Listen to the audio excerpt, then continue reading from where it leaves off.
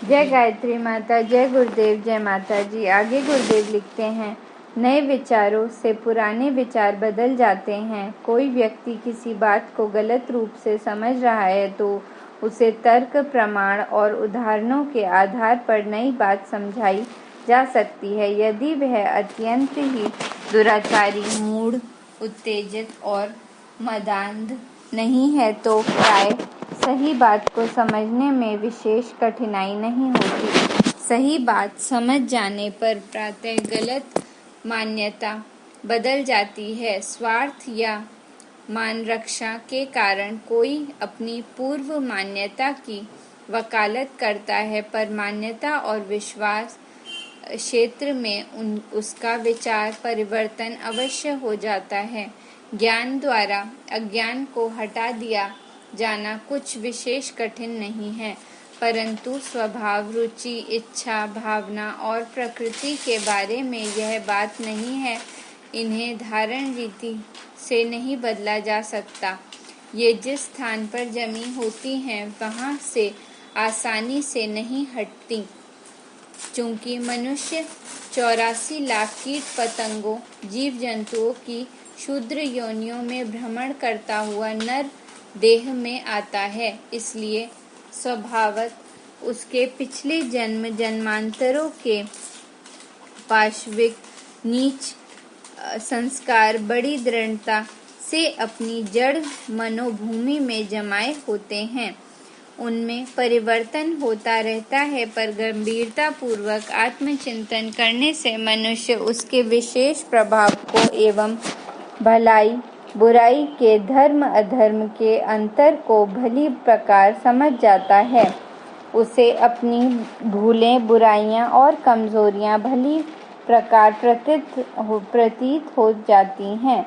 बुद्धिक स्तर पर वह सोचता है और चलता है कि इन बुराइयों से उसे छुटकारा मिल जाए। कई बार तो अपनी काफी भर्त्सना भी करता है। इतने पर भी वह अपनी चिर संचित कुप्रवृत्तियों से, बुरी आदतों से अपने को अलग नहीं कर पाता। नशेबाज, चोर, दुष्ट, दुराचारी यह भली भांति जानते हैं कि हम गलत मार्ग पर अपनाए हुए हैं।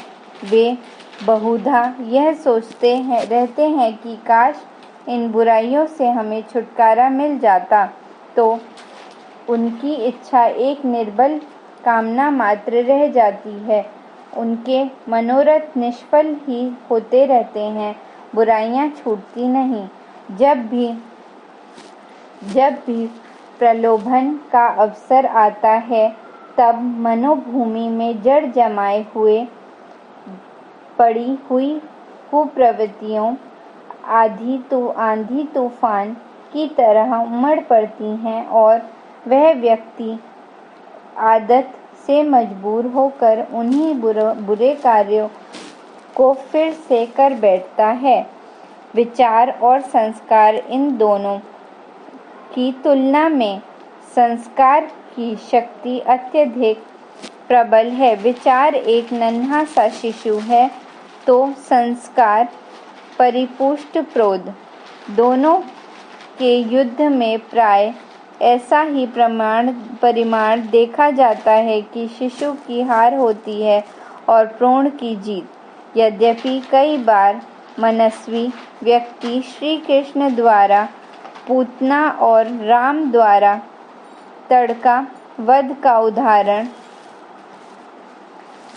उपस्थित करके अपने विचार बल द्वारा कुसंस्कारों पर विजय प्राप्त करते हैं, पर आमतौर से लोग कुसंस्कारों के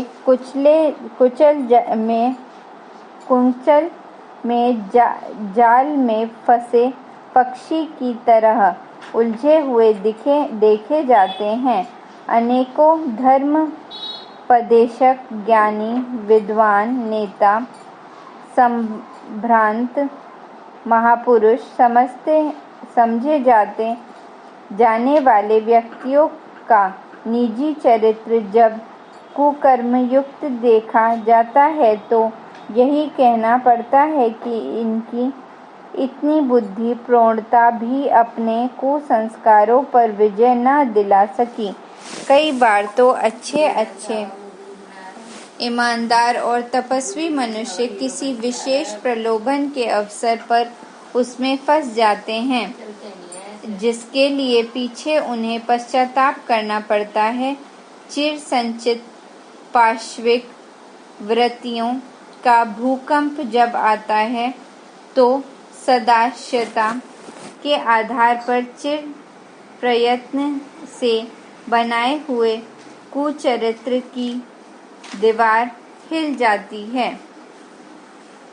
उपर्युक्त पंक्तियों का तात्पर्य यह नहीं है कि विचार शक्ति निरर्थक वस्तु है और उसके द्वारा कुसंस्कारों को जीतने में सहायता नहीं मिलती। इन पंक्तियों में यह कहा जा रहा है कि साधारण मनोबल की सदिच्छाएं मनोभूमि का परिमार्जन करने में बहुत अधिक समय में मंद प्रगति से धीरे धीरे आगे बढ़ती हैं। अनेकों बार उन्हें निराशा और असफलता का मुंह देखना पड़ता है, पर इस पर भी यदि सद्विचारों का कर्म जारी रहे तो अवश्य ही कालांतर में कुसंस्कारों पर विजय प्राप्त की जा सकती है। अध्यात्म विद्या के आचार्य इतने आवश्यक कार्य को इतने विलंब तक पड़ा रहने देना नहीं चाहते, इसलिए उन्होंने इस संबंध में अत्यधिक गंभीरता, सूक्ष्म दृष्टि और मनोयोगपूर्णक विचार विश्लेषण किया है और वे इस परिणाम पर पहुँचते हैं कि मन क्षेत्र के जिस स्तर पर विचार के कंपन क्रियाशील रहते हैं उससे कहीं अधिक गहरे स्तर पर संस्कारों की जड़ें होती हैं। अंतःकरण का परिष्कार जैसे हुआ, खोदने पर जमीन में विभिन्न जाति की मिट्टियों के परत निकलते हैं, वैसे ही मनोभूमि के भी कितने ही परत हैं। उनके कार्य, गुण और क्षेत्र भिन्न भिन्न हैं। ऊपर वाले दो परत मन बुद्धि है। मन में इच्छाएं, वासनाएं, कामनाएं पैदा होती हैं। बुद्धि का काम विचार करना, मार्ग ढूंढना और निर्णय करना है। यह दोनों परत मनुष्य के निकट संपर्क में है। इन्हें स्थूल मन क्षेत्र कहते हैं। समझने से तथा परिस्थितियों के परिवर्तन से इनमें आसानी से हेरफेर हो जाता है।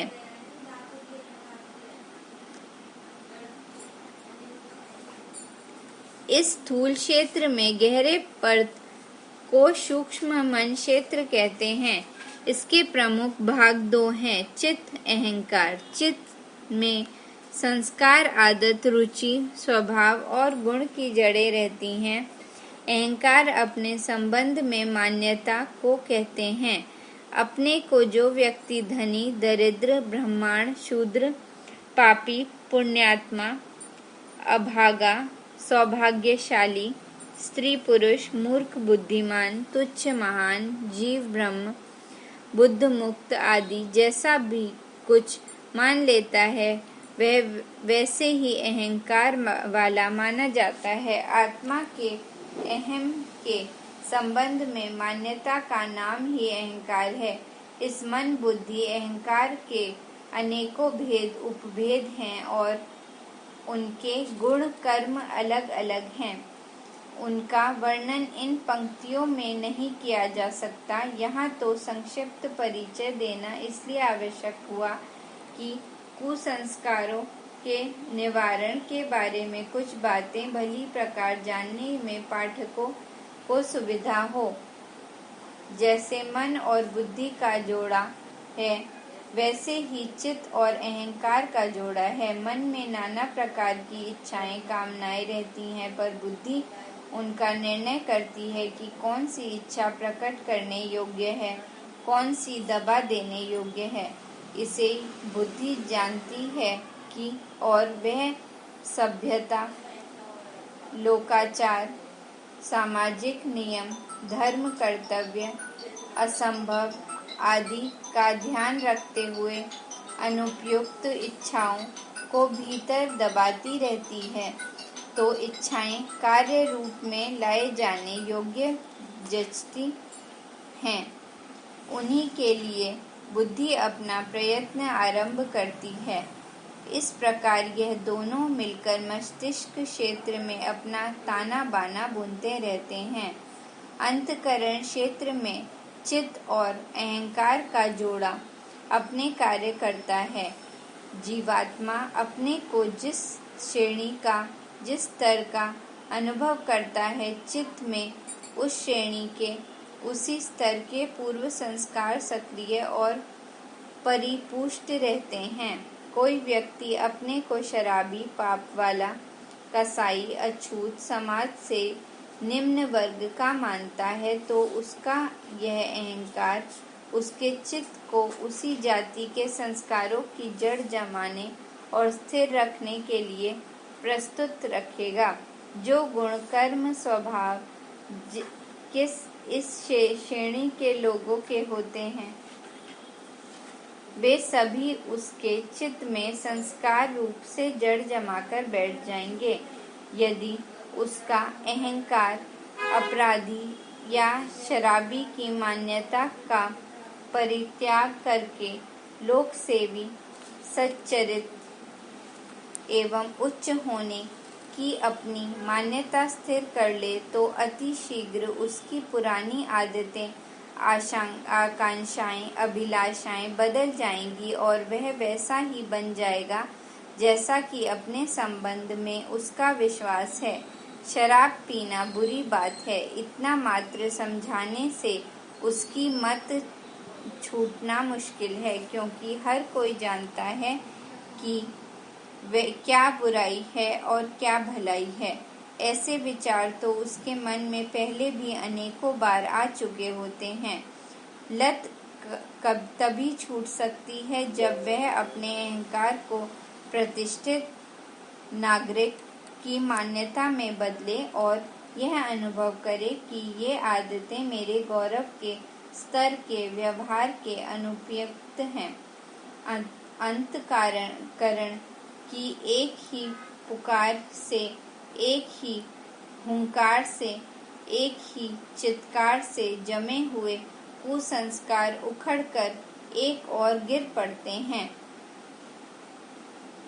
और उनके स्थान पर नए, उपयुक्त, आवश्यक, अनुरूप संस्कार कुछ ही समय में जम जाते हैं। जो कार्य मन और बुद्धि द्वारा अत्यंत कष्ट साध्य मालूम पड़ता है, वह अहंकार परिवर्तन की एक चुटकी में ठीक हो जाता है। अहंकार तब तक सीढ़ी पहुंच साधना के अतिरिक्त और किसी मार्ग से नहीं हो सकता।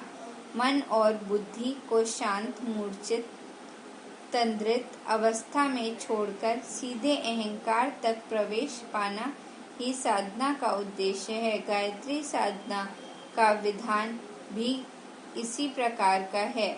उसका सीधा प्रभाव अहंकार पर पड़ता है। मैं ब्राह्मी शक्ति का आधार हूँ, ईश्वरीय स्फुरना गायत्री मेरे रोम रोम में ओतप्रोत हो रही है। मैं उसे अधिकाधिक मात्रा में अपने अंदर धारण करके ब्रह्म भूत हो रहा हूँ। यह मान्यताएं मानवीय अहंकार को पाश्विक स्तर से बहुत ऊंचा उठा ले जाती हैं और उसे देव भाव में अवस्थित करती हैं। मान्यता कोई साधारण वस्तु नहीं है। गीता कहती है, यो यच्छ्द स एव स। जो अपने संबंध में जैसा श्रद्धा मान्यता रखता है, वस्तुत वैसा ही होता है। गायत्री साधना अपने साधक को दैवी आत्मविश्वास ईश्वरीय अहंकार प्रदान करती है और वह कुछ ही समय में वस्तुतः वैसा ही हो जाता है जिस स्तर पर उसकी आत्म मान्यता है, उसी स्तर पर चित्त प्रवृत्तियां रहेंगी। वैसी ही आदतें, इच्छाएं, रुचियां, प्रवृत्तियां, क्रियाएं उसमें दिख पड़ेंगी। जो दिव्य मान्यता से ओतप्रोत है, निश्चय ही उसकी इच्छाएं, आदतें और क्रियाएं वैसी ही होंगी। यह साधना प्रक्रिया मानव अंतःकरण का कायाकल्प कर देती है। जिस आत्म सुधार के लिए उपदेश सुनना और पुस्तक पढ़ना विशेष सफल नहीं होता था, वह कार्य साधना द्वारा सुविधापूर्वक हो जाता है। यही साधना का रहस्य है। उच्च मन, सुपर मेंटल ही ईश्वरीय दिव्य शक्तियों के अवतरण का उपयुक्त स्थान है। हवाई जहाज वहीं उतरता है जहां अड्डा होता है। ईश्वरीय दिव्य शक्तियां मानव प्राणी के उसी उच्च मन क्षेत्र में उतरती हैं। यदि यह साधना द्वारा निर्मल नहीं बना लिया गया है तो अति सूक्ष्म दिव्य शक्तियों को अपने में ही नहीं उतारा जा सकता।